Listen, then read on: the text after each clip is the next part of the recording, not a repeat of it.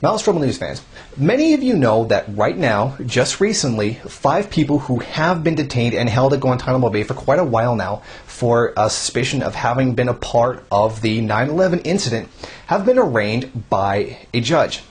Now, the whole situation is a pretty big mess, and it's a question whether they're going to receive a fair trial or not. And this is also the trial that has the famous Khalid Sheikh Mohammed, the guy who claims to have actually been the mastermind behind 9/11. Despite the fact that the U.S. has always blamed Osama bin Laden for being the mastermind behind it and executed him without trial for it. So it's interesting how they're actually going to deal with this. Now, the arraignment was broadcast over a television, although the only people who got to see it was select journalists, some people who knew relatives, who had relatives of people who died, and the lawyers and government officials. In other words, it wasn't really broadcast to the whole entire public.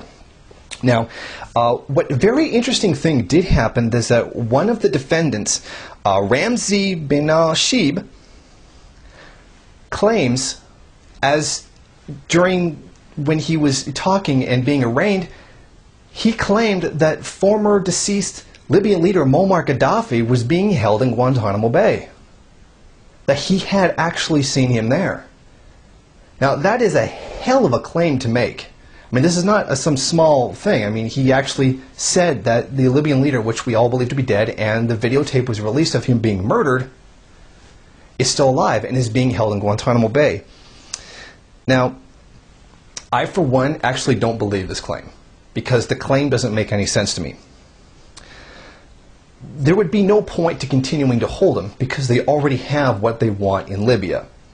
Gaddafi and his son out, and the rebels running the show. So they've already achieved their objective, and they've got what they want. So there would be no point to holding him. I mean, the world already saw him die in a pretty goddamn gruesome way.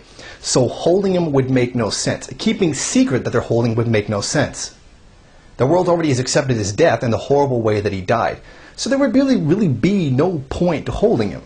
It would just be sadistic. And normally you would do something that's sadistic to a small-time person, but someone that big as Muammar Gaddafi, there would be really no point to it.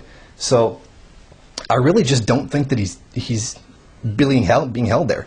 Although that is still a hell of a claim to make, I just don't think it's true.